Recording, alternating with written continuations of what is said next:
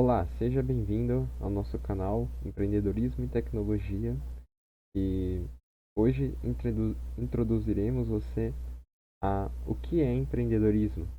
Então, nesta aula, ministrada por eu, Igor Lopes de Moraes, veremos então os seguintes tópicos.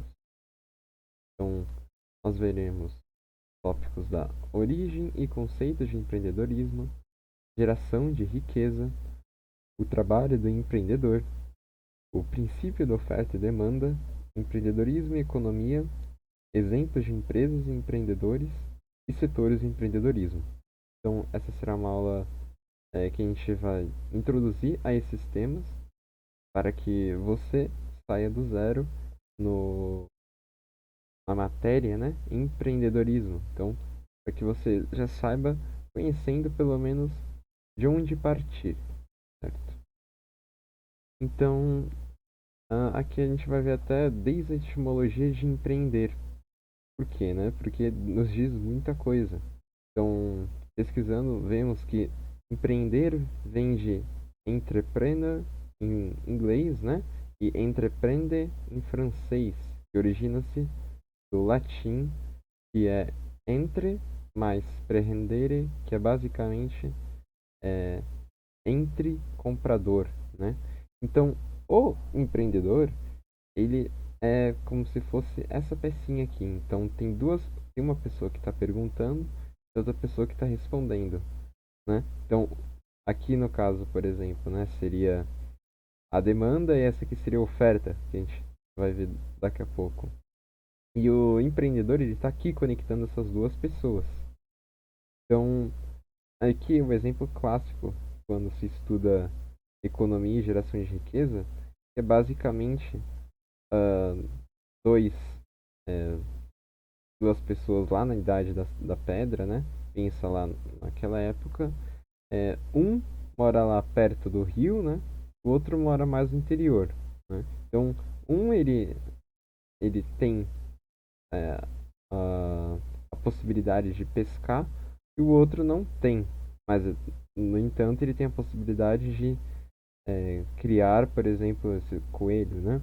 Por exemplo.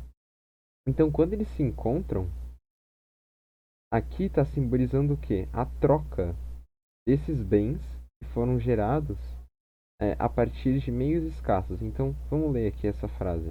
A geração de riqueza se dá através de trocas voluntárias de bens escassos de valores subjetivos através de um meio de troca. Então, uh, aqui, quando eles fizerem a troca e por conta de para esse homem o peixe vale muito mais do que para esse homem, que é o que já vivia lá perto do rio, e para ele é muito mais fácil, é muito mais valioso um coelho do que o peixe que na realidade ele consegue comer todo dia. Então, quando eles acabam se encontrando, então olha, uh, se dá a troca, ó, troca voluntária de bens escassos de valores subjetivos. Então, o valor ele não é fixo, ele varia de pessoa para pessoa. Então, neste caso, conseguimos entender que quando eles fazem essa troca, os dois ficarão satisfeitos. Então, esse é o princípio básico da geração de riqueza. Então, aqui a gente nem está querendo dizer propriamente do empreendedor. Então, aqui a gente está querendo dizer mais em relação, né, a esses dois aqui. Então, como que se gera esses dois, né?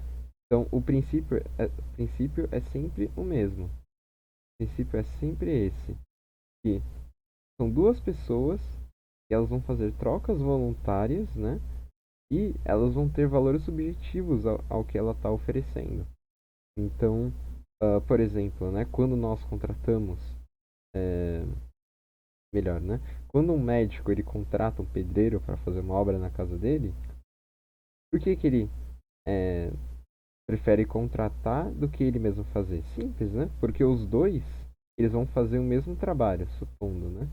Eles vão fazer o mesmo trabalho, só que para o pedreiro o trabalho é muito mais barato do que para o próprio médico fazer isso, porque é mais viável os dois trabalharem no campo em que eles se especializaram, e no entanto portanto, eles vão produzir um único bem, né? Um bem X, só que para o médico é, é uma coisa,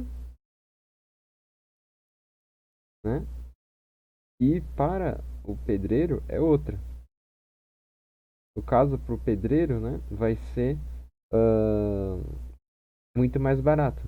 Da mesma forma que depois, quando o pedreiro ele quiser consultar o médico, ele também vai conseguir fazer. Então, todo o mercado ele se baseia nesses conceitos, né, da geração de riqueza através de trocas voluntárias de bens escassos. Então, bom, né? Vamos aqui partir já para o próximo slide. Então, o empreendedor ele está mediando esses dois. Então, o empreendedor ele quem vai pensar, por exemplo, como que eu vou fazer a comunicação entre esses dois, né? Como que vai ser o meio entre esses dois? Enfim. Então, qual é o trabalho do empreendedor, né? Então, eu vou aqui ler a frase que está numa tese, né? Então, o processo de mercado é a dinamicidade de acertos e erros em uma busca efetiva dos agentes por um conhecimento mais valoroso das etapas do mercado e, sendo assim, alcançar melhores resultados. Como assim? Então, a gente poderia resumir o empreendedor, né, como um agente do mercado. E o que é o mercado? O processo de mercado é a dinamicidade de acertos e erros em uma busca efetiva dos agentes por um conhecimento mais valoroso das etapas do mercado e, sendo assim, alcançar melhores resultados. Então, o empreendedor, ele vai olhar para uma situação dessa e ele vai pensar, bom, como que eu vou melhorar isso? Como que eu vou melhorar o, o serviço de um pedreiro a um médico ou o serviço de um médico a um pedreiro? Então, o empreendedor, é, ele sempre vai estar atento aos processos de mercado. Ah, então, a gente não é errado dizer que o empreendedor ele se limita a uma área específica, porque querendo ou não, ele está em todo o mercado. Então, o empreendedor, a gente não pode ter aquela visão, né, que o empreendedor é só aquele que está na área financeira, por exemplo. Né? É muito um mito que se tem. Então, sendo esse o trabalho do empreendedor, né? Então, ele, ele vai olhar para uma situação, ele vai agir através do seu conhecimento em busca de algo mais efetivo, que nem está aqui. Ó, a dinamicidade de acertos e erros em uma busca efetiva dos agentes por um conhecimento mais valoroso das etapas do mercado, e sendo assim alcançar melhores resultados. Então, é, esse alcançar melhores resultados é sempre o foco do empreendedorismo, tá? Mesmo que tenha erros e acertos no meio do caminho. Mas ele sempre vai, através do conhecimento, buscar isso. Né? Então, o que a gente precisa fazer para se tornar um empreendedor? É... Então, segundo o economista do Instituto Mises Brasil, o Birayan Jorge Iorio, né? Para a gente se tornar um agente econômico, a gente precisa dessas três questões aqui, ó, a ação, o tempo e o conhecimento. Bom, como que a gente definiria isso? Então, a ação, o tempo e o conhecimento, né? A gente conseguiria definir basicamente o tripé de nossa ação no mercado. Então, primeiro que a nossa própria ação, né? Então, aqui a gente está fazendo comparação com um jogo de xadrez, né? O jogo de xadrez nós temos esses três fatores. Primeiro, a própria ação, né? O ato de você propriamente movimentar a peça. O outro seria o tempo. Então, não basta movimentar a peça, basta movimentar a peça no tempo que seja adequado. E o outro é o próprio conhecimento que eu preciso ter prévio para fazer o melhor movimento, a melhor ação em o melhor tempo possível. Então, a definição dessas três coisas, elas nos ajudam apenas para ter algo mais teórico em mente. Então, ação. Qualquer ato voluntário ou qualquer escolha feita deliberadamente com vista a se passar de um estado menos satisfatório para outro mais satisfatório no momento da escolha. Então, é sempre buscando algo melhor, a ação. O tempo deve ser encarado como uma linha dinâmica no tempo, que está sujeita à modificação das situações a partir das ações imprevisíveis no mercado. Então, o tempo, ele é algo que ele está sujeito sim à modificação, não o próprio tempo, né? Não é que o tempo seja relativo, mas, por exemplo, o modo de como você encara o tempo hoje é muito diferente do que se encarava o tempo, por exemplo, há 100 anos atrás. E assim, por conseguinte. Então, o tempo, ó, ele é uma linha dinâmica do tempo, né? Então, a gente deve olhar o tempo também como algo dinâmico. Então, como algo que às vezes nós temos que agir mais rápido ou, ou às vezes nós temos que agir mais lentamente. E o conhecimento, né, seria a acumulação das nossas experiências vividas e os fenômenos naturais e sociais compreendidos por uma pessoa, que estão pautados na indeterminação e limitação dos conhecimentos. Então é óbvio, primeiro que o nosso conhecimento é indeterminado, cada um tem a sua fonte, né? Cada um tem as suas experiências, mas, e é claro, né, nós temos uma limitação de conhecimento. Mas é claro que a partir de um tempo nós tendemos a caminhar rumo a um mesmo sentido, né? Que seria do conhecimento do mercado, conhecimento de algo específico, né? Enfim. Então, sabendo que a gente precisa dessas três coisas, então, o que mais o empreendedor precisa saber, né? Então, agora a gente vai entrar mais nos detalhes do mercado. Então, algo que é muito importante para o empreendedor, que isso se encaixa na parte do conhecimento, né? Tudo agora que a gente vai ver seria aqui, né? Seria enquadrado em conhecimento. Porque a ação eu não consigo controlar em você, o tempo também não, só que o conhecimento sim, né? Então, o princípio da oferta e demanda, né? Que muita gente escuta falar, é, ele é algo relativamente simples de entender, mas quando a gente começa a, por exemplo, fazer análises realmente de mercado, se a gente não tiver um conceito muito firme disso, às vezes a gente se perde. Então, a gente define oferta como todo tipo de oferecimento de bens, tanto bens serviçais como bens materiais. Então, aqui seria o vendedor, que a gente pode dizer, né? Seria quem vende, a venda, né? Que seria a venda. E a demanda é qualquer procura e desejo de compra de um produto ou serviço oferecendo em troca outros bens, né? Então é a procura. Então aqui é compra, né? Quando eu compro algo é porque eu estava procurando isso, certo? Compra, né? A demanda não necessariamente ela se realiza em compra, mas ela também é um desejo, né, de compra. É, E por que, ó, qualquer procura e desejo de compra de um produto ou serviço, oferecendo em troca outros bens? Porque ninguém compra algo sem nada, certo? Então você sempre oferece em troca, né? Que nem na lógica de geração de riqueza. Então, quando alguém está vendendo, ela oferece um produto e você oferece em troca outros bens, que seja dinheiro, que seja ou escambo, né? Você troque por outra coisa que você tenha, enfim, né? Então, o que, que é exatamente o princípio da oferta e demanda? A relação que essas duas coisas têm com o preço. Então, vejamos este gráfico aqui, ó. Vou colocar aqui vejamos este gráfico aqui.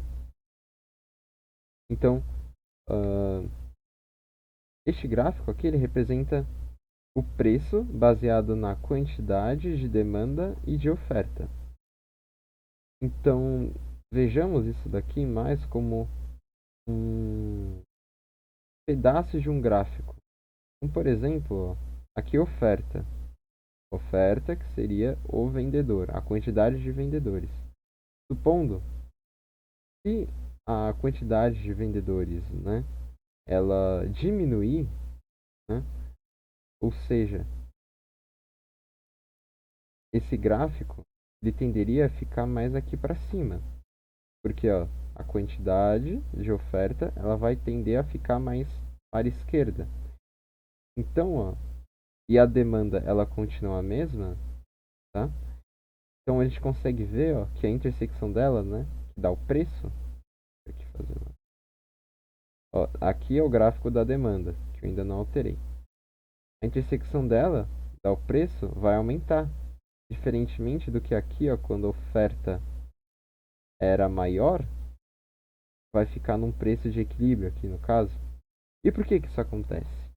Bom, né? Isso tem vários fatores, mas é algo simplesmente da natureza humana. Então, imagine, né, no seguinte.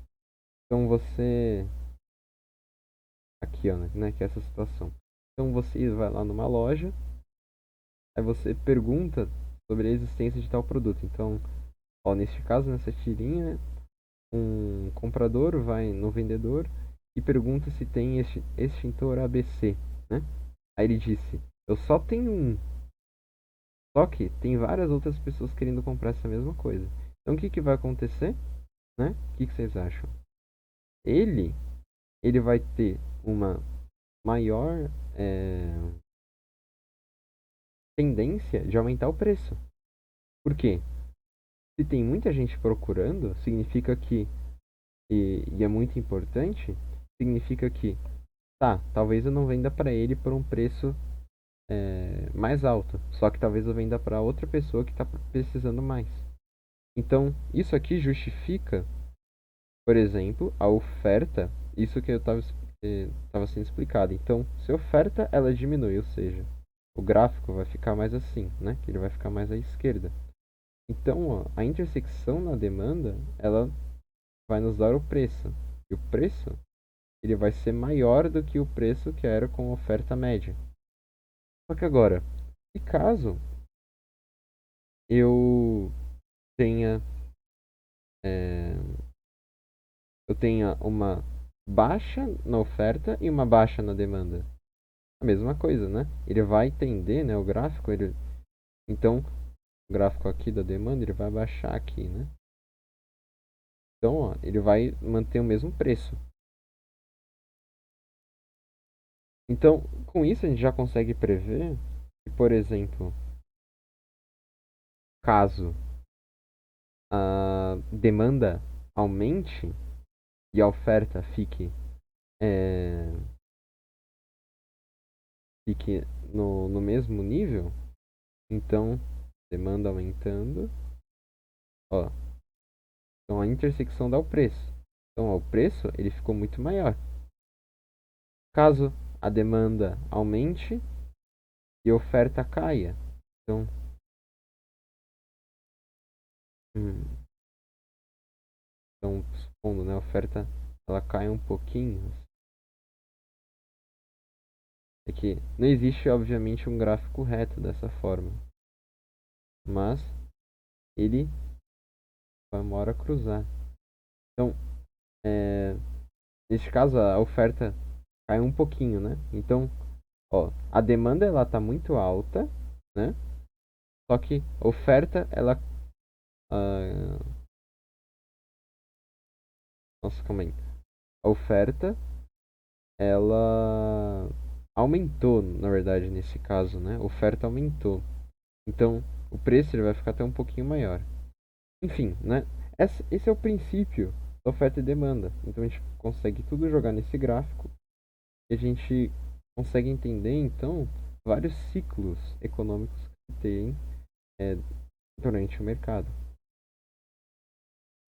Então, Aqui a gente vai ver alguns dados sobre empreendedorismo no Brasil, né? Então a gente tem dados aqui da Sebrae, né? Que ela indica que foram criadas 11 milhões de empresas no Brasil, né? Nesses últimos anos, né? É, Aqui, ó, há outro dado muito interessante, né? Que no ano de 2014 até 2017, quando se configurou uma das maiores crises econômicas no Brasil, né, com a taxa de desemprego de 13,7% da população, foi um dos momentos em que a população recorreu ao empreendedorismo para então se manter economicamente, né, para se manter economicamente ativo aqui no caso. Então aqui tem até um gráfico.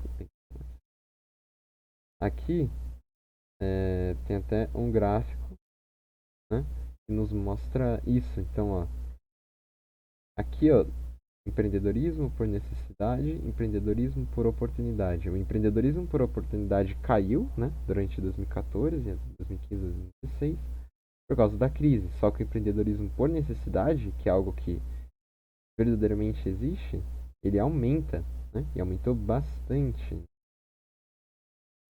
Então, por que, né, que isso acontece? É justamente a importância do empreendedorismo para a sociedade, é, principalmente para o que, né? Vamos voltar aqui desde o início, né? Para a gente alcançar melhores resultados. Então, caso a gente esteja passando uma crise, então vamos inovar, né? Uh, Esse é o princípio, né, dessas coisas. Então, aqui a gente tem outros dados, né? Então,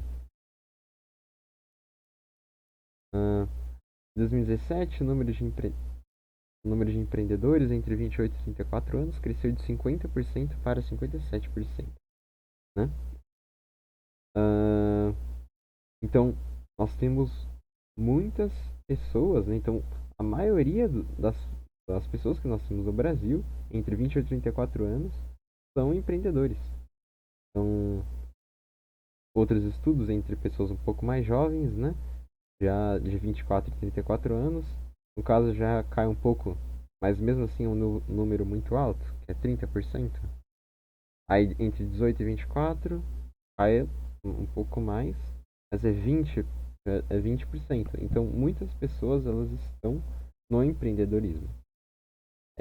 Só que aqui tem uma questão interessante, que é o que a gente vai abordar nas próximas aulas e por que isso acontece e como evitar isso. Então, olha, o Brasil ele é um dos países com mais empreendedores, com maior número de empreendedores. Então, ó, maiores taxas de empreendedores estabelecidos do mundo, em porcentagem. Então, a porcentagem de empreendedores estabelecidos, né? No Brasil, por exemplo, foram estabelecidos 14 milhões de pessoas, que significa 9,9%, né? Mas olha esse dado aqui da direita, né? E isso aqui na verdade, né? Ainda falando desse gráfico, esse gráfico representa que o Brasil ele é uma grande potência em criar empreendedores, né? Segundo esses dados aqui, né? Que ele avançou para a sétima posição no ranking. Mas veja, olha a posição de taxa de crescimento do nascimento de pequenas empresas por país em 2020. Então, aqui ó, mostra o Brasil em nono lugar, né?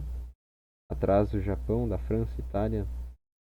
E isso mostra, olha, aqui não tem nenhum país que está aqui em cima. Então, não basta só termos empreendedores, basta nós devemos ter empreendedores e pessoas qualificadas e com entendimento para fazer crescer sua empresa, certo? Então, é isso.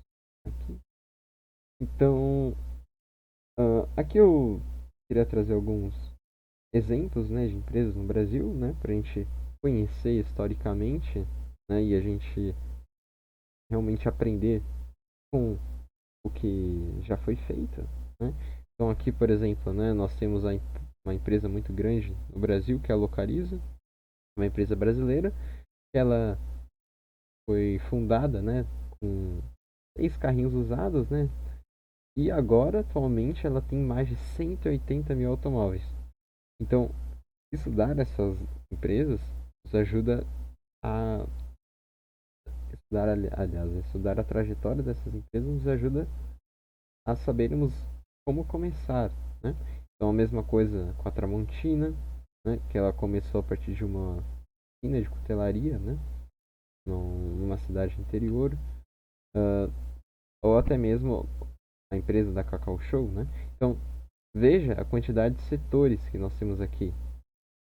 Aqui a parte de aluguel de carro, utensílios domésticos, aqui a parte de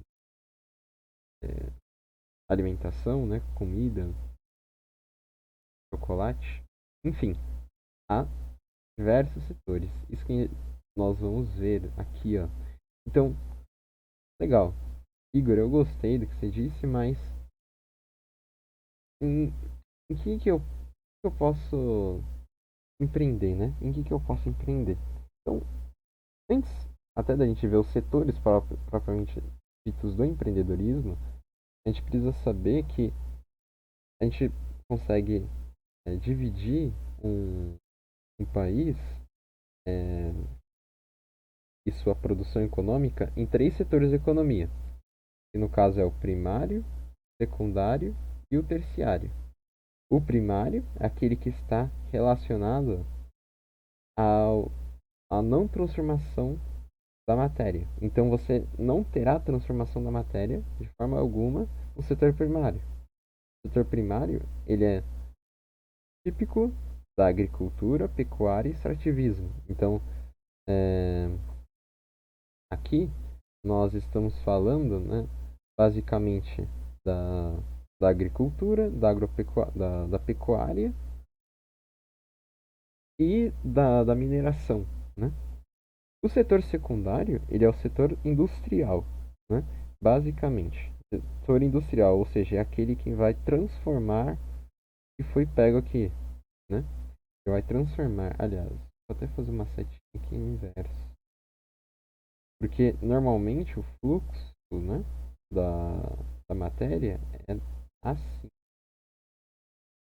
Então, o setor secundário, ele é propriamente dito da indústria. Então, aqui nós teremos as empresas, né, industriais, né? E o setor terciário é o fim desse produto. Então, o fim desse produto, ele tem que chegar alguma hora no consumidor. E quem vai fazer chegar no consumidor é necessariamente o setor terciário.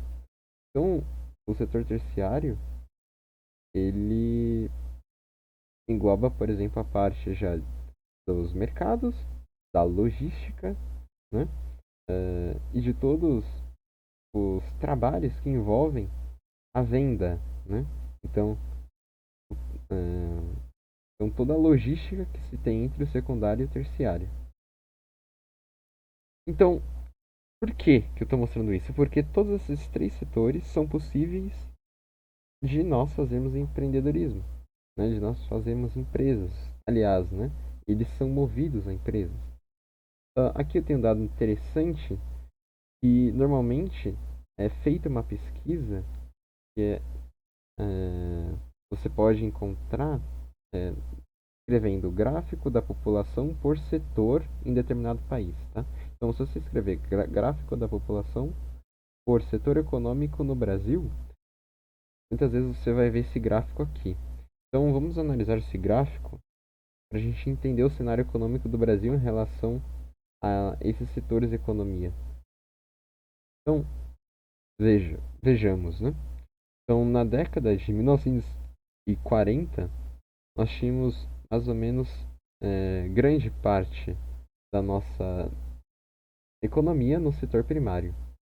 Aí, para 1960, teve uma queda vertiginosa.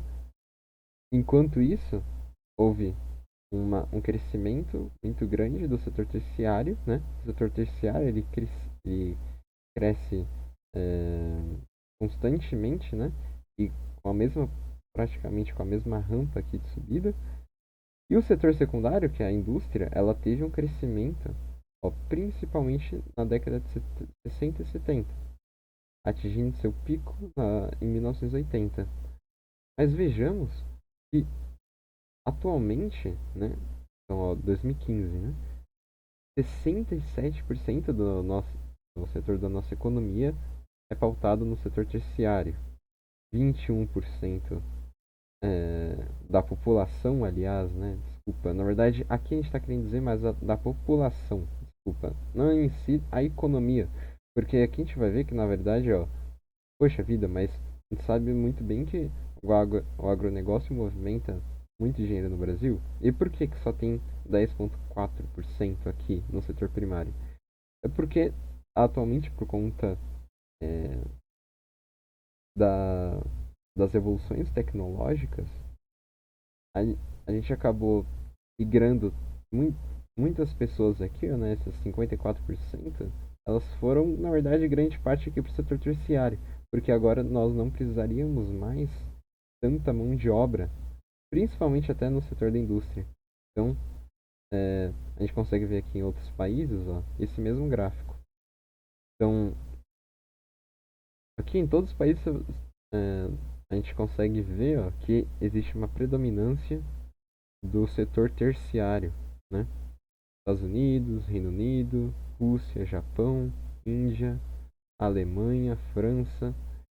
E veja que, aliás, né, os países mais envolvidos tendem a ter um setor da agricultura menos, é, menos influente ainda. Então, olha que a Alemanha, né, 0,8% da população, tendo 63% na área de serviços e 26% na área industrial, né? A China, que é clássica no exemplo da indústria, ela tem já 39%, mas mesmo assim não passa ainda, e aqui está barrando, né? Mas aqui não passa o, o valor dos, do setor terciário.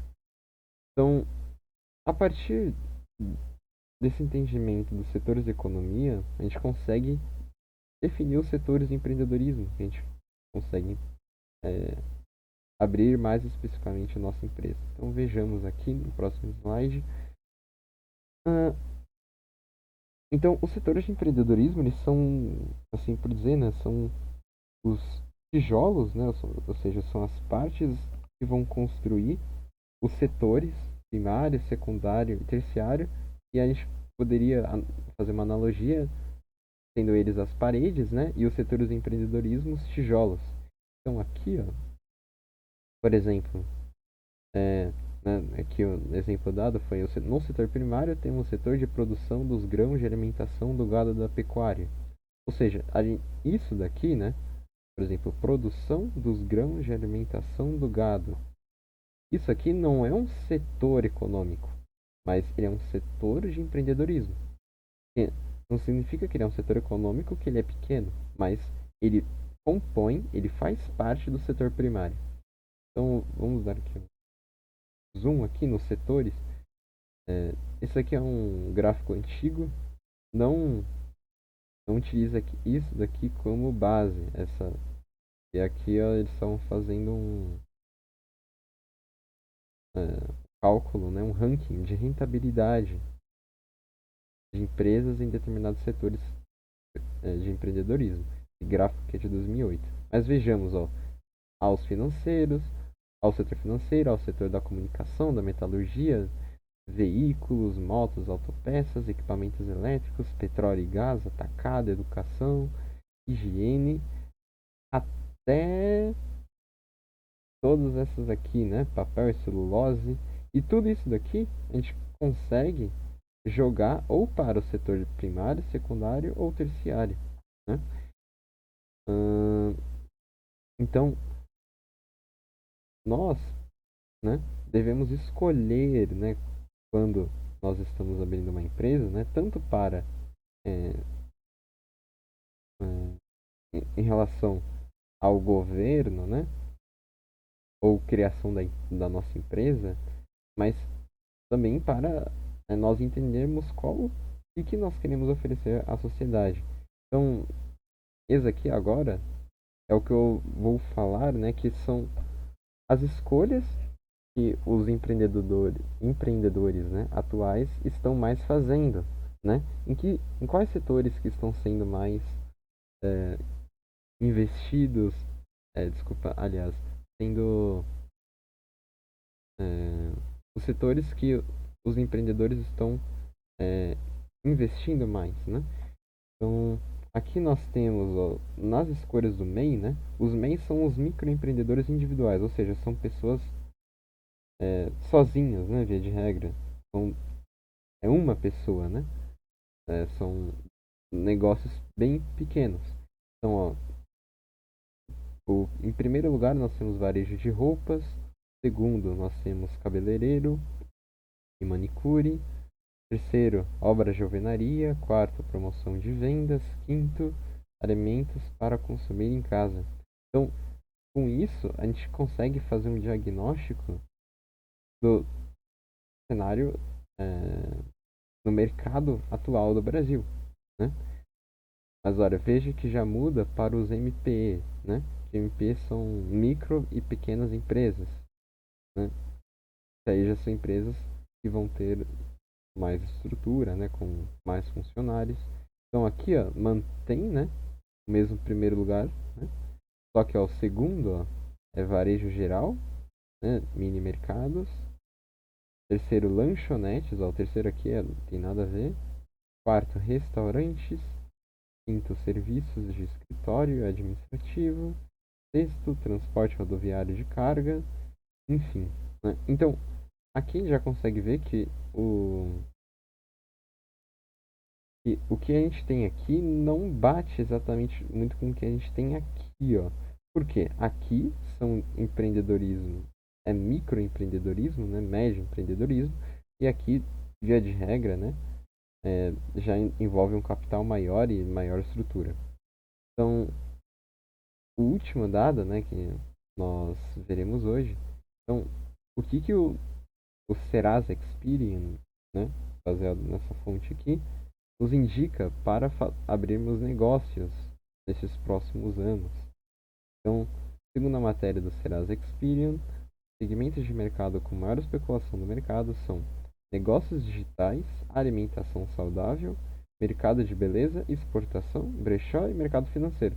Ou seja, não está fugindo muito até daqui, né? Mas aqui a gente já vai, né?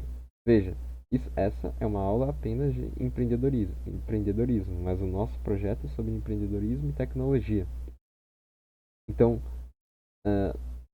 nós veremos como que a tecnologia ela impacta aqui, ó, no entanto que tem até os próprios negócios digitais e que aparece aqui como o primeiro, né?